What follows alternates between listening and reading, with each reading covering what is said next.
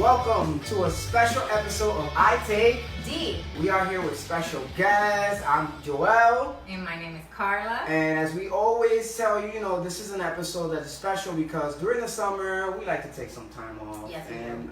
But this time, we just felt like, you know what? We need to do something special. Not just for you, but for us as well. Yes. So we have some special guests, and we're going to ask them to share their names, right? And how long they've been married. So let me see, babe, where should we start? That way, that way? We can start your way. Let's start this way. Can you share with us your name and how long you guys been married? I'm Dana, I'm Ricky. and we've been married for 7 years. 7 years, a year of perfection, Yes, right? it is a year of completion. There we go. And let's go on this side. I'm Daciano, I'm Jareda. and we'll be married for 9 years. 9 years, 7 years, 7, 9 9. years. That's amazing, right? Yes. It's just amazing how God can put together. And I mean, have you ever wondered, like, man, how did we even get to 9? How did we even get to 7?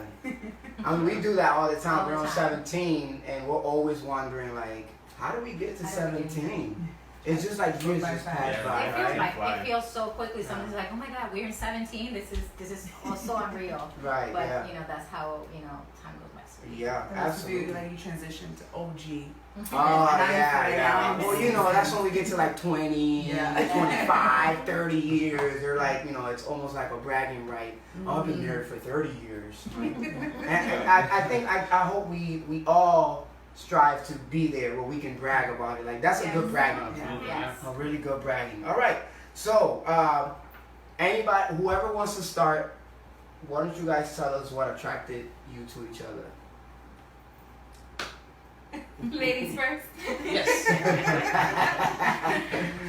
Good one. What attracted me the most about Tastiano is that he's a great judge of character. Okay. He's very detailed oriented in everything that he does. He always picks up all the details. I miss most of the time. And he's super smart, even though he doesn't think that way of himself. He's incredibly smart. Very nice. Yes. Yeah. I think that's something you touched on. Is like, even though if he doesn't notice, acknowledging those areas in your spouses is so important, because sometimes they don't get to see that. It's like, wait, I am smart. Oh, I am intelligent. Oh, I can do that. Sometimes we need that encouragement of one another, that our spouse is actually looking at certain characters of us that we don't even know they're there. We do that all the time. We do that for each other, really. So, like encouraging each other. Yeah. It's like or if we're having a day where like, oh man, or where you're down, you're not feeling too smart or confident about yourself. The other, whether it's me or it's her, the other one is like always there to lift us up. That's awesome. Have that all the time. That's very important. I Yes. mean, you got to be each other's best cheerleaders, right? Because you're one, and if one is feeling down, then the other one should feel that as well, in their emotions, in their heart, and be able to lift the other up. Absolutely. That's the beauty of marriage, that we do have somebody on our side Yeah. who's motivating us and encouraging us. Absolutely. So, what attracted you to her? Well, one of the most important things that attracted me to her was how helpful she is to others. That she puts others before herself. And that was, very attracting, because she kind of pushes herself to the side and takes care of other people. Yeah. Even though when she needs the help as well. Wow. That's interesting. Thank you for sharing that. Absolutely. So, So ladies first. he's such a gentleman. Such a gentleman. Well, definitely for me was his demeanor. So I really feel like I'm a very mercurial, like roller coaster personality. So I'm like up, I'm down, I'm left, I'm right. And you're green. But he's like a baseline. He's always like, Hey, he my just so he wants mom. to support you. Yeah. He's trying to support that right now. Yes. Go ahead, Lord. Go ahead. Keep going. But he's always my baseline. I can always count on him to be reasonable. I can always count on him to be calm, and I can always count on him to bring me back. So when I'm in my lows, he will say, no, like, let's come back up to reality. And when I'm up here, he'll say, okay, I know you really want to go off and do this, but let's come back down to reality. So always that calm, like grounding person that I needed. So, what attracted me to her was it was two things really. It was like first what brought me in was I don't know if it sounds weird, but her scent, her smell brought me in, and then So I you're was like a fox. Yes. Yeah. And then the other thing was I found her very intelligent, and that was a big thing for me. Mm. Have these been conversations you guys been able to have at any point in life? Like, hey, what attracted you to me? Yeah, I think we've had those conversations a few times, and then sometimes like like I guess I'll forget or something. And I'll be like, hey, what? Can you remind me? Oh, that Why are you with me? Why? Sometimes you need to boost yourself. You need to hear it again. Tell me again why you fell in love with me. And that's so important because I think sometimes we, as years go by, we tend to forget what we chose the person that's right next to us, right? And it's so easily, and I say it's easy to forget because the busy of work, of kids, of circumstances, situations come and it kind of just blocks this thing in our relationship, but you tend to forget. So asking those questions, and even knowing before you go to bed, do you remember what was attracted of me when we first met? Those are so important conversations that should be like, what is it, pillow talks? Mm-hmm. Yeah. Because you could do it better than Delilah. We need to be reminded of what attracted us to begin with in our first time. Because if we don't go back to that first time we met, how are we gonna keep our spark and fire in our marriage keep going and burning? Do you guys think that those are the same attractions that brought you to say, you know what, this is the person I want to marry? For me, yes. I think so. I think that was, I remember our bishop preaching about Joseph, the father of Jesus. And for me, I remember that day praying like, Lord, send me a Joseph. And I remember that when we were dating, I was like, wow, this man is like Joseph. He's that calm, stable person that can be counted on, that reminds me of that stability that is needed in this, wacky, wonky world. Very powerful. I think so what I always hear is like that the physical things those always tend to die down, like how like when you first get into the relationship, it's like, oh, I'm attracted to the way she looks or something, but like I always hear that over the years they're not, like, her and you are not always going to have that same body, and so I feel like a lot of that can't be the only thing that should attract you to that person. It's got to be deeper than that. So like when I say that she, like, her intelligence attracted me to her, I feel like that brought me to marriage with her, because that way we can always have like these meaningful conversations, and it goes more than just the physical stuff. How about you guys? Was it what took you? I feel it was part of it. Because of course at first you have the looks, right?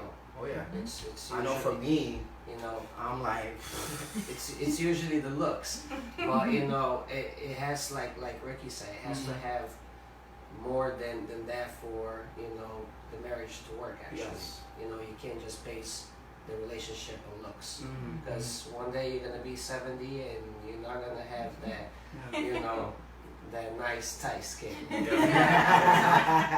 hard abs. I don't think I ever had them, but sure.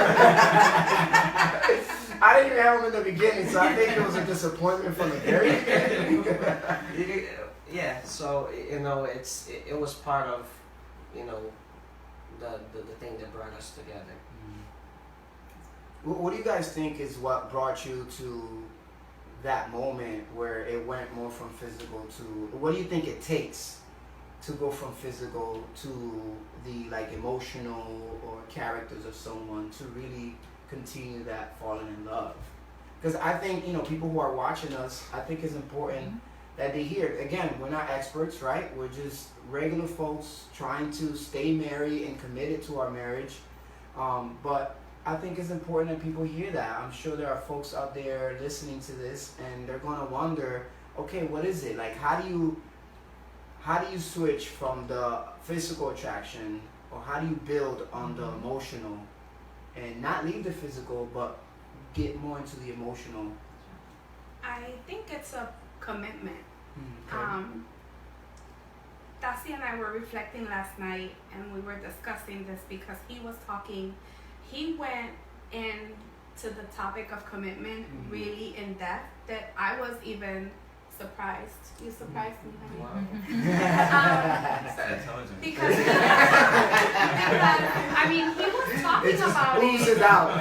He was talking about it. I mean, and we're not perfect. We've had a lot of breakups in our marriage. You know, if we're talking honestly. Yeah, no, this is what I Take These about. And I think that we have both come to this realization that we have to want it as bad as we wanted each other physically. When we first met, we have to want this marriage to work just as much. So it's a commitment. You know, it's interesting you talked about commitment. Tell me a little bit more about that. Like, how do you...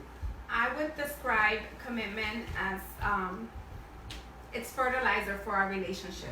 Okay. So we don't make any decisions without committing to each other, whether it's a small decision, a big decision, even about our day. We talk about it. We just say, hey, this is coming up, let's discuss it. And sometimes Tassie's like, oh, we don't need to talk about it. And I stress it because I think it's important that we continue to communicate, and we communicate about our commitment towards each other and what that means in our marriage. I think that's important. Yeah, commitment, it's, you know, you touch on something that's very important, because when we talk about commitment, you know, it goes beyond the moments where we're frustrated with each other, the moments where we can't stand each other. Let's be honest, there are moments that we don't want to look at each other, we don't want to hear you, we don't want to be in the same room together. But even in those moments, you're thinking about, you know what, I'm committed to this person, even if I can't stand them right now. Yes. But I'm committed. And that's what makes a difference. Yes. So in our household, commitment is, you know, even the smallest decision making is a commitment to us. So I have gotten used to, because I was a single mom for such a long time when Tassiano came into my life, that I got used to doing everything by myself. I call him and I consult him for everything. So we are a partnership, and even the smallest things, and sometimes it's like I don't really care which way we go, but to me it's important that I talk to him about it. It gives me validation that we made a decision together, and that's important to me. Yeah, that's really good. Yeah. That's really good. I mean, whether it's going bad, whether it's going good, whether I can stand you right now, whether I cannot stand you right now, whether we even want to be in the same room right now, it's so important to stay committed to each other. Like, I can't stand you, but I'm committed. Yes. And that, I think that's what makes a difference in any marriage. I think just to piggyback off of what you're saying about decision making, that in that level of commitment, I think it's so important to always include your spouse, because you never want your spouse to feel like they're not needed anymore, or that you're not needed when your spouse makes a decision. That that they say, you know, oh, go ahead, don't worry about me, or don't worry about including me, and then eventually you get used to not having them around. And especially a situation like yours, or a situation like my own, where we've already had the opportunity to be our own decision makers in our household, and someone comes in, it's very easy to pick that habit back up again. I don't need you, I can do it by myself, and I do need you, and I can't do it without us together. So. Yes. And now it has become a codependency, and sometimes that's viewed as negatively, but in a marriage that's a positive thing. Talk about it. Yes, Yeah. because and I've noticed that, and we've talked about it, and Tassiano doesn't understand it because he was not a single parent before he came into our marriage. But I, as a single mother, I mean, when we used to fight, that was the first thing that came out of my mouth. I don't need you. And now it's like I need to let him know that he is needed. And I validate that because I tell him, I say, we need to talk about it together. Yeah. We are together, so this is something that needs to be addressed together. Not just me or just you. So it's what keeps our marriage going, and it keeps us strong. I would say that idea has to be at the center of probably one of the most biggest, one of the things that most challenges marriages as a whole is we see marriages around us failing on a regular basis for one reason or another, and we constantly think, well, what if that was me? How would I pay for my house? How would I pay for this? How would I pay for that? How would I take care of my kids? And you start to make backup plans. And when you're doing that, you're planning for a future without your spouse. Yes. Wow. And that idea is so I think it exists for all marriages. Yes. That they see people fail and go, oh no, what if that was us? I need to have a backup bank account. I need to have a backup this. I need to have a backup that. Wow. Yeah, I mean, I think that goes even in the core of, as believers, right? God promises us certain things, and he says he's going to be there for us, yet we come out with backup plans for God as well, saying, what if God fails? Yes. What if this happens? And I'm going to have a backup plan. And with all that, it doesn't mean that we're going to be ignorant to the things that happen in life, but when we truly place things in God's hands, I think that's what makes a difference in our marriage. And that, my job is to value commitment, and Carla's job is to value commitment. If we alone value commitment with each other, then we wouldn't need those, backup plans. And I think we also eliminate the me mentality that so Yes. many couples have. We went through that, We remember? went through that me mentality, and now removing that me mentality through us. Yeah. To that us mentality that we have to do this together. There is no backup plan because there is no room for divorce in our marriage, and we're gonna make it together, however it works out.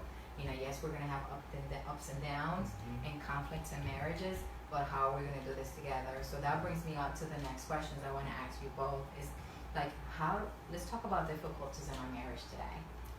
Staying married, the journey that takes in being married, and what it takes to stay married even when those hard circumstances come and those hard conflicts that you're like, there's no way we can survive this.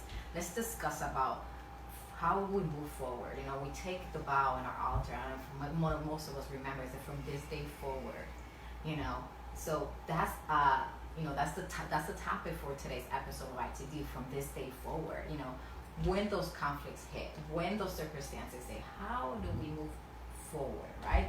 From this day, when whatever situation happened at home, how do we move forward? So who wants to?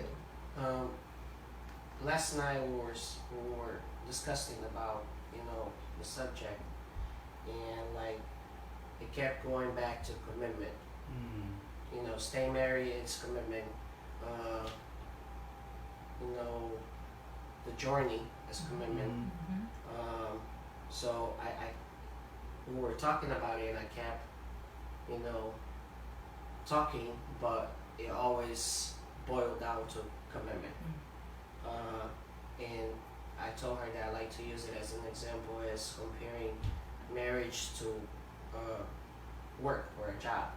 Not in the sense of I gotta go do that, but the day-to-day life is like a lot of people get a job and then they have a bad day. They say, you know what, I quit. I'm done. I'll go get a new job. And nowadays you can tell that a lot of people, they get married not for the right reasons, first of all, and second, it's like a tryout. Their marriage is like what boyfriend and girlfriend are supposed to be. So they fall in love quick, and then they within a couple months they're married, and then within a couple years they're divorced because they didn't know each other. They sometimes don't care to know of each other. They were just in love with The idea of being being with each other, but they didn't work well together. But I was telling her the same thing with the job. If you have a bad day, you know, you gotta think, well, tomorrow will be a better day. Mm. It's the same thing with marriage. You're not gonna, you know, it's not gonna be cookies and cream, you know, all the time. All the time. But there's gonna be days that are, you know, they're not so good. Mm. They're like Jolito's saying, Yeah.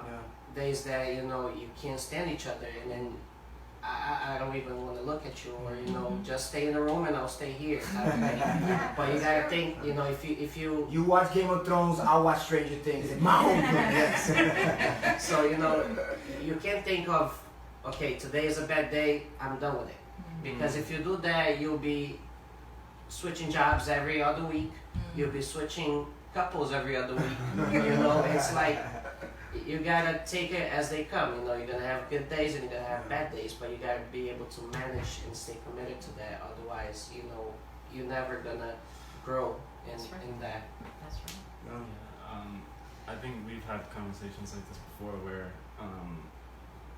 we talked about how I mean, for us, early in our marriage, I think we established that the word divorce wasn't allowed in our house. Like, That's a good practice. That is a like practice. no one's allowed to say it. It's not even an option. Mm. And so we did that with the intent of, you know, when we're butting heads or we have some kind of issue, that we're not tempted to run away from the issue and instead communicate and face it head on. I mean, that's one of the things that's different from the boyfriend girlfriend phase. Is when you're angry, you have a boyfriend, you seek to escalate the offense higher and higher. When you're in a marriage, you can't do that because tomorrow, like you said, tomorrow that person's still gonna be there. You're forced to forgive. You're faced with forgiveness every day because what am I gonna do? You know, like if we're gonna fight about socks, we can fight about socks, but are we gonna divorce about socks? No. So I gotta forgive about socks. You know, so it's like it's one of those things where that's the difference between a boyfriend and a girlfriend in a marriage is that when you're in a marriage, you don't seek to escalate your offense because there's no out. Tomorrow that problem will still be there. The only way out is forgiveness and moving forward. Absolutely, yeah. Yeah, that's really good. I mean, you know, one of the things that we practice is even when we're like really upset at each other, we tend to say, you know what, I'm really upset with you right now, but I still love you. And that's hard to say, especially when, you know, you're really mad at someone, but we know we need to say it to each other because at that moment we're so mad at each other that sometimes that plays tricks in your mind and these words could start playing so many different ways in your head and you don't want to be there. So you force even your mind and your heart to say, no, I'm committed, I'm mad, I'm really upset right now, but I'm committed, and because I'm committed, I love you. And I don't want to see you right now. That's right. But you know, and I think I have heard from you guys that, you know, as we're coming to a close, that, you know, forgiveness. You have to forgive. Yes. Like there's no, you know, and I love what Ricky mentioned. It's like, and there's no divorce. The word divorce is not even mentioned in our own home. That's But- the awesome. and the fact practice. that they said from the beginning, look, we are agreeing that word would never come out of our mouths. It's not an option. It's like that establishing these boundaries that we're not going to. Oh, this is where we are, and we're doing that as us. Yeah. No, it's not just one person saying, "I'm not going to talk about divorce." No, we both deciding this is not going to be mentioned in forgiveness. Yeah, and Like it's so true. Like, oh, I'm not going to forgive you about socks. Like, really, our issues about socks today, and you know, I have to look at But you, it could when right? Yeah. But the word forgiveness is so powerful. And if we're not grounded in the word forgiveness in our marriages for the smallest things, for the big things, because I think the smallest things prepare us for the big things in our conflicts in our marriages. absolutely. And forgiveness is such a key, and it's hard for so many of us to even say I'm sorry, even if it's not our own fault. But guess what? We need to mend the relationship. We need to keep on going. Someone is going to have to say I'm sorry, regardless of who started the conflict or whose fault it was. It's not about faults. It's not about pointing fingers in marriage. We are one, and it's about how we're gonna move from this together. Yeah, you know, one thing I wanted to add to, like, you know, establishing from the very beginning that we're not going to get divorced is that, you know, there's so much help out there, including like marital counseling. There's books out there that you can read, you know, especially if you're in a relationship that you're saying, no, I'm not going to get divorced, but maybe there's abuse. Yes. Right? And so here we're not saying, oh, take it and who Yes. cares. No, what we're saying is that you look for help. Yes. Yes. You look, especially if there's abuse, whether it's Exactly. verbal, physical, whatever there is, that you look for the help that you need. There's so much out there, so look for it. Don't shy away from it. Yes. But at the same time, that if it's the arguments that happen Yes. regularly and the things that just happen in life, it's always still important to Yes. say we're not going to get divorced. We're going to work through this. That's right. We are not that different. We all have similar problems. We all have had the same struggles. There's so many similarities. I mean, obviously they're not cookie cutters, but we all have faced the same exact issues. And I think it's important that we let other couples know that they're not alone. That we all face the same issues, and seeking help is very important. Yes, it is. Tatiana and I have benefited from counseling, and it has strengthened our marriage a lot. Marriages could be, you know, beautiful, which they are, but they're also ugly. Yes. And you have to be able to deal with the ugly as you deal with the you know, the beautiful of marriage, right? This summer I've been reflecting a lot on a year ago, Ricky was in a wheelchair, and it reminded me, I've been reflecting a lot about what in sickness and in health means. And one of the things, and this wasn't a major thing, it wasn't a consistent thing, it wasn't even obviously it wasn't a terminal thing, but it made me think of a lot about marriages that are faced with those kinds of things, because no one tells you that your marital problems don't go away because sickness is there.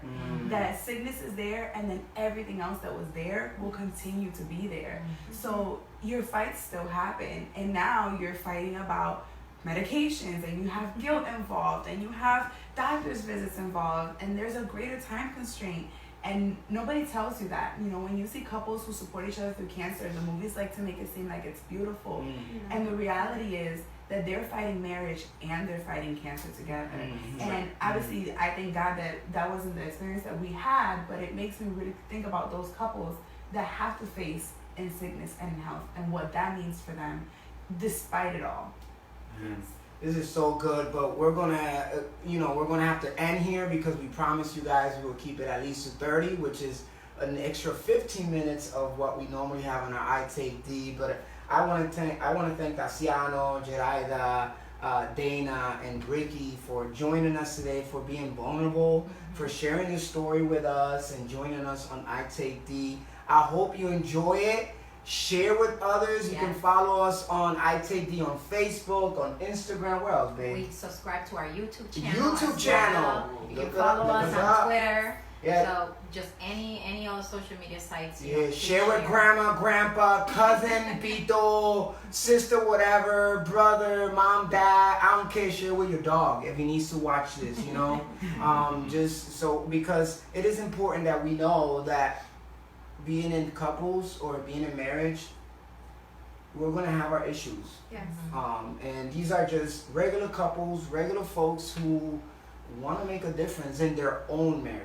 Yes. So we want to thank you again, and watch for our next one in February of 2020. Wow. Lord Jesus, unless we have a special one. This was a sneak peek of what's to come. Of what's to come.